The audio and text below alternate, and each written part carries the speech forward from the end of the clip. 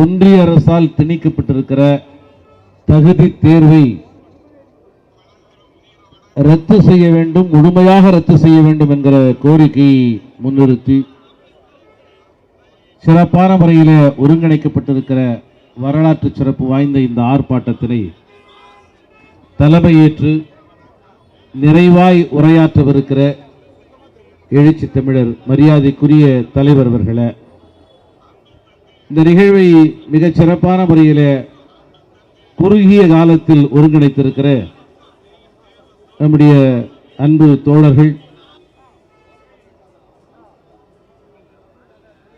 இளங்கோ உள்ளிட்ட மாவட்ட செயலாளர்களை, மண்டல செயலாளர் அருமை தோழர் இரா செல்வம், ரூத்தர் கார்த்திக், அம்பேத் வளவன் உள்ளிட்ட முன்னணி பொறுப்பாளர்களை, மேடையிலே அமர்ந்திருக்கிற மாநில பொறுப்பாளர்களை, சட்டமன்ற உறுப்பினர் மரியாதைக்குரிய ஐயா ஜோதிமணி அவர்களை, எனக்கு முன்னாலே ஒரு ஆழமான உரையை பதிவு செய்து விடைபெற்று சென்றிருக்கிற கட்சியின் மாநில பொருளாளர், நம்பிக்கைக்குரிய ஆற்றல் மிகுந்த தளபதி அருமை தோழர் பாலாஜி அவர்களை, எதிரே திரண்டிருக்கிற நண்பர்களே, உறவுகளை, நாளை இந்த நாட்டை ஆளப்போகிற விடுதலை சிறுத்தைகளை, உங்கள் எல்லோருக்கும் என்னுடைய பணிவான வணக்கத்தை தெரிவித்துக் கொள்கிறேன்.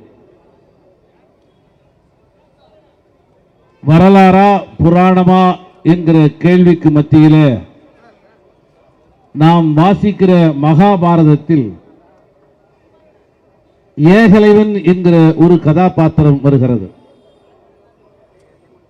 ஒரு குறிப்பிட்ட சாராருக்கு மாத்திரம்தான் கல்வி கற்கிற உரிமை இருக்கிறது, ஒரு குறிப்பிட்ட சாராருக்கு மாத்திரம்தான் குருகுலத்திலே போய் குருவின் முன்னாலே நின்று கல்வியை, கலையை, போர்க்கலையை கற்றுக்கொள்ளுகிற உரிமை இருக்கிறது. ஆகவே அந்த சாதியின் அடிப்படையில் தகுதி படைத்த அவர்களை தவிர அதற்கு அப்பாலே இருக்கிற பழங்குடி சமூகத்தை சார்ந்த ஒரு வீரனாய் தலைவராய் இருந்த ஏகலைவன் போர்க்கலையை கற்றுக்கொண்டது தவறு என்று சொல்லப்பட்டு, அந்த புராணத்திலே அவ்வாறு சொல்லப்பட்டு அவனது கட்டை விரல் துண்டிக்கப்பட்டிருக்கிறது. அவன் அறிவாளிதான், ஆகச் சிறந்த ஆற்றலாளன் தான். நிலையாக நிற்கிற இலக்கை நோக்கி அம்பெய்வது என்பது ஒரு கலை. ஆனால் ஓடிக்கொண்டே இருக்கிற ஒரு இலக்கு, ஓடிக்கொண்டே இருக்கிற மிருகம், மானாக, முயலாக, புலியாக ஓடிக்கொண்டே இருக்கிற, அசைந்து கொண்டிருக்கிற ஒரு இலக்கை நோக்கியும் மிக கவனமாக அம்பெய்த முடியும் என்கிற, வில்லெய்த முடியும் என்கிற அந்த ஆற்றலை அவன் கற்றுக்கொண்டான் என்பதற்காக அவரது கட்டை விரல் வெட்டி எறியப்பட்டது. அன்று முதல் ஒரு வாதம் தொடர்ந்து முன்வைக்கப்படுகிறது.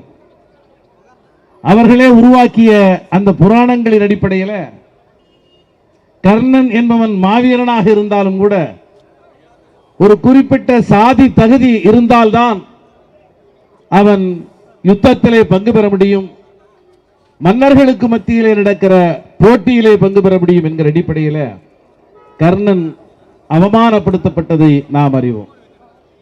ஆக வரலாறு அல்லது புராணம் என்று சொல்லப்படுகிற இந்திய பொது சமூகத்தின் நினைவிலைகளில் பதிந்திருக்கிற எல்லாவற்றிலும் பார்ப்பனியம் தொடர்ந்து ஒன்றை நிறுவிக்கொண்டே இருக்கிறது.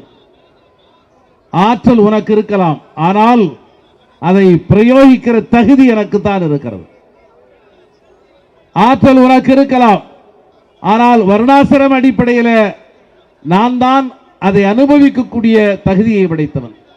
தகுதி என்கிற சொல் 2000 ஆண்டு காலமாக இந்த மண்ணில பார்ப்பனிய மேலாதிக்கத்தை நிலைநிறுத்துவதற்கான ஒரு கருவியாக பயன்பட்டு வருகிறது. அதே சொல்தான் இன்றும் தொடர்கிறது. அந்த சொல்தான் நீட், நேஷனல் எலிஜிபிலிட்டி அண்ட் என்ட்ரன்ஸ்க்கான ஒரு டெஸ்ட். ஆக தேசிய அளவில் ஒரு தகுதியை உருவாக்குவதற்காக இந்த தேர்வை நாங்கள் உருவாக்கி இருக்கிறோம். இப்பொழுது வெளிப்படையாக பூணூல் இல்லை, ஆனால் இதற்குள்ளே ஒரு பூணூல் இருக்கிறது. வெளிப்படையாக இங்கே சாதி இல்லை, ஆனால் இதற்குள்ளே சாதியும் வர்க்கமும் பிணைந்திருக்கிறது. விடுதலை சிறுத்தைகள் முன்வைக்கிற தொடர்ச்சியான கோரிக்கை என்பது தகுதி என்பதை வரையறுப்பதற்கு நீ யார் என்பதுதான். கோவில்களில்தான் இசை வாத்தியங்கள் முழங்கப்பட்டன. கோவிலுக்கு உள்ளே செல்கிறவர்களுக்குத்தான் இசை வாத்தியங்களுக்கான பயிற்சி கிடைப்பது என்பது இயல்பானதாக இருந்தது. கோவிலுக்குள்ளேயே நுழைய அனுமதி மறுக்கப்பட்ட சமூகம் இசை வாத்தியத்தை தொடவும் முடியாது, அதை தொட்டு பயிற்சி எடுத்துக் கொள்ளவும் முடியாது. நீ சொல்லுகிறாய் உனக்கு மட்டும்தான் இசையை வாசிப்பதற்கான தகுதி இருக்கிறது என்று சொல்லுகிறாய்.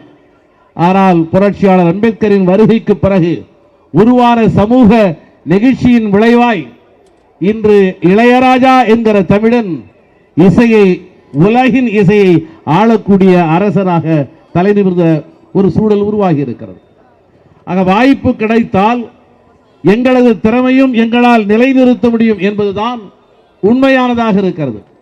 அந்த அடிப்படையில் விடுதலை சிறுத்தைகள் முன்வைக்கிற வாதம் என்பது மாநில அரசின் உரிமை, மாநில அரசால் நடத்தப்படுகிற கல்வி நிறுவனங்கள், மாநில அரசால் நடத்தப்படுகிற தேர்வுகள், மாநில அரசால் உருவாக்கப்படுகிற பாடத்திட்டங்கள், இந்த அடிப்படையில் 1ஆம் வகுப்பு முதல் 12ஆம் வகுப்பு வரை மாநில அரசின் பாடத்திட்டத்திலே பயின்று வருகிற ஒரு மாணவன் தனக்கான தகுதியை பெறுகிறான்.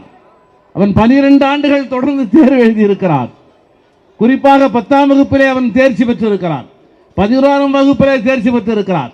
12ஆம் வகுப்பிலே மாநில அரசின் பாடத்திட்டத்தின் அடிப்படையில் 1200 மதிப்பெண்ணில் 1176 மதிப்பெண்ணை பெறக்கூடிய தகுதியை தங்கை அனிதா பெற்றாள். ஆனால் திடுமென அதற்கு அடுத்த ஆண்டு கல்லூரியிலே சேர்க்கக்கூடிய நிலை வருகிற போது இந்த பாடத்திட்டத்தை நாங்கள் ஏற்றுக்கொள்ள முடியாது, மத்திய அரசினுடைய பாடத்திட்டம் இருக்கிறது, அந்த அடிப்படையிலே தயார் செய்யப்படுகிற கேள்விகள் இருக்கிறன, அந்த கேள்விகளுக்கு பதில் சொன்னால்தான் நீங்கள் மருத்துவ படிப்பை அனுமதி கிடைக்கும் என்கிற முறையில் மாநில அரசின் பாடத்திட்டத்துக்கு எதிராக புனையப்படுகிற தகுதி என்கிற ஒரு புனைவு சொல்லால், மாய சொல்லால் கட்டமைக்கப்பட்டிருக்கிற ஒரு தேர்வுதான் நீட் என்கிற தேர்வு. அந்த நீட்டிலே வருகிற முதல் வார்த்தை நேஷனல் என்பது தேசியம் என்கிற பெயரால் தமிழ்நாட்டின் உரிமைகள் சூறையாடப்படுகின்றன. நான் கேட்கிறேன், தமிழ்நாட்டிலே இருக்கக்கூடிய மருத்துவ கட்டமைப்பு என்பது இந்தியாவிலேயே மிக சிறந்த மருத்துவ கட்டமைப்பு. இங்கே இருக்கிற மருத்துவம் படிக்கக்கூடிய மாணவர்களுக்கான வாய்ப்பு மிக கூடுதலாக இருக்கிறது. ஏராளமான மருத்துவ கல்லூரிகள் இருப்பதால் ஏராளமான மருத்துவ படிப்பிற்கான வாய்ப்பும் இருக்கிறது. தமிழ்நாட்டிலே ஒருவன் வந்து படிக்க வேண்டுமானால் தமிழ்நாடு அரசின் பாடத்திட்டத்திலே உருவாகக்கூடிய ஒரு தகுதி தேர்வை எழுதிய பிறகுதான் தமிழ்நாட்டு கல்லூரியிலே படிக்க முடியும் என்கிற சட்டத்தை நாங்கள் உருவாக்கினால் தமிழர் அல்லாத யாராவது தமிழ்நாட்டில் இருந்து படிக்க முடியுமா? இதுதான் இங்கே கேள்வி. ஆகவே தகுதி என்பதல்ல, தகுதி என்கிற பெயரால் மாநிலத்தின் உரிமையை பறிப்பது, தகுதி என்கிற பெயரால் கிராமப்புற மாணவர்களுடைய கல்வி கனவை பறிப்பது, இதுதான் நடந்து கொண்டிருக்கிற பேராபத்தாக இருக்கிறது. அருமை நண்பர்களே, எதையோ வியாபாரம் செய்வதை நாம் பார்த்திருக்கிறோம். வியாபாரத்திற்கான பொருட்களாக பலதும் இருக்கிறது. ஆனால் பாரதிய ஜனதா அரசோ மாணவர்களின் மத்தியிலே ஒரு அதீத பயத்தை உருவாக்கி, நான் மருத்துவராக வேண்டும் என்று ஆசைப்பட்டேன், பொறியாளராக வேண்டும் என்று ஆசைப்பட்டேன், ஒரு ஆகச்சிறந்த முனைவராக வேண்டும் என்று ஆசைப்பட்டேன் என்கிற அந்த கல்வி நியாயமான அந்த கனவை, அதற்கு எதிரான தகுதி தேர்வை உருவாக்கி அதீத பயத்தை உருவாக்கி அந்த பயத்துக்கு மத்தியில் நடுங்கி கொண்டிருக்கிற மாணவர்களுக்கு அது ஒரு சின்ன விளக்கை காட்டுகிறது. அங்க போய் பாரு, அங்க ஒரு கோச்சிங் சென்டர் இருக்கு, அந்த கோச்சிங் சென்டர்ல படிச்சாதான் நீட் தேர்வில் நீ வெற்றி பெற முடியும் என்கிற அடிப்படையில் மாணவர்களின் பயத்தை இன்று வணிக பொருளாக மாற்றி கோச்சிங் சென்டர் என்கிற பெயரில் கொள்ளையடிக்கக்கூடிய ஒரு நடைமுறை தொடர்கிறது. நீட் தகுதி தேர்வு என்பது சமூக நீதிக்கு எதிரானது. நீட் தகுதி தேர்வு என்பது மாநிலங்களின் உரிமைக்கு எதிரானது. நீட் தகுதி தேர்வு என்பது உண்மையான தகுதியை மறுதலித்து ஒரு போலியான தகுதியை முன்னிறுத்துவது. ஆக அந்த அடிப்படையிலே தான் விடுதலை சிறுத்தைகள் மரியாதைக்குரிய தலைவர் எழுச்சி தமிழர் திருமா அவர்கள் தொடர்ந்து இந்த நீட் என்பது எப்பொழுது அறிமுகப்படுத்தப்பட்டதோ அன்றிலிருந்து தொடர்ந்து எதிர்த்து குரல் கொடுக்கிற தலைவராக நின்று கொண்டிருக்கிறார்.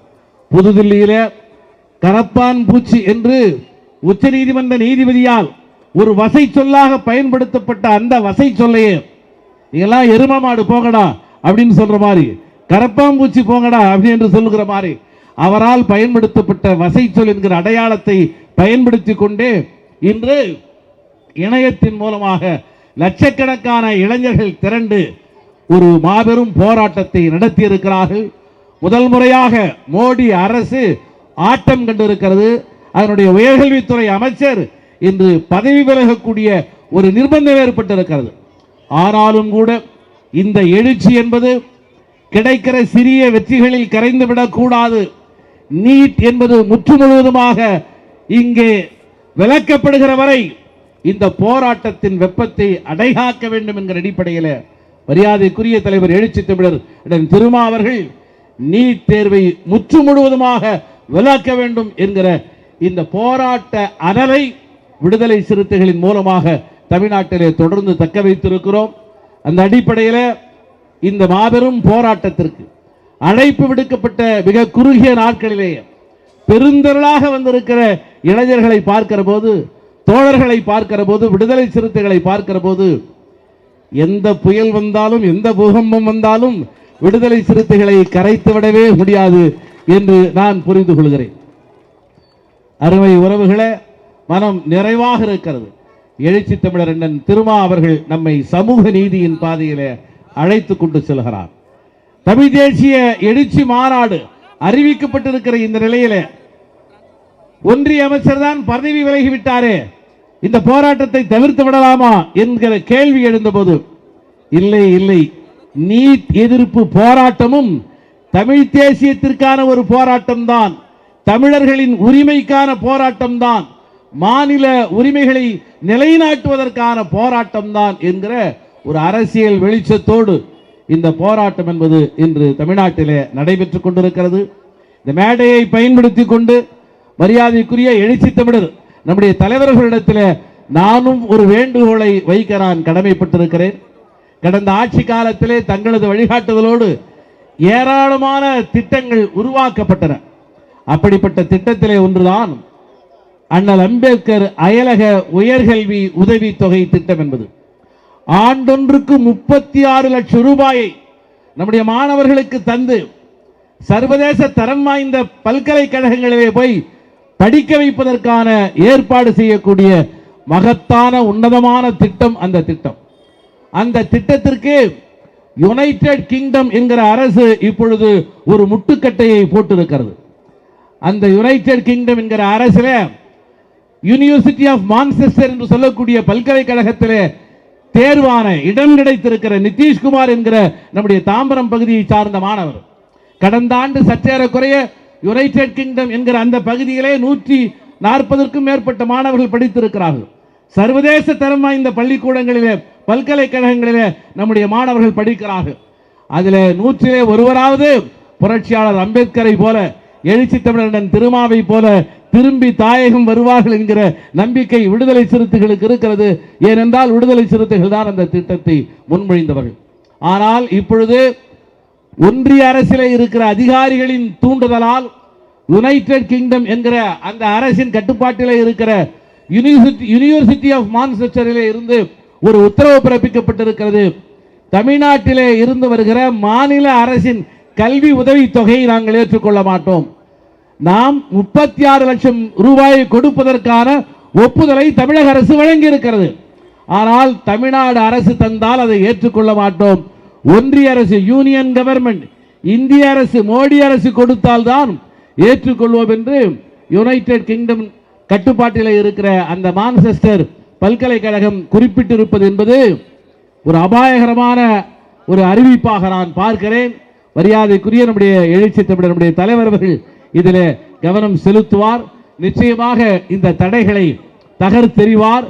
எந்த இடத்திலே மாநிலத்திற்கான உரிமைகள் மறுக்கப்பட்டாலும் அந்த இடத்திலே எழுகிற முதல் குரலாக எழுச்சி தமிழர் மரியாதைக்குரிய தலைவர் அண்ணன் திருமாவர்களது குரல் இருக்கும் என்று நான் நம்புகிறேன்.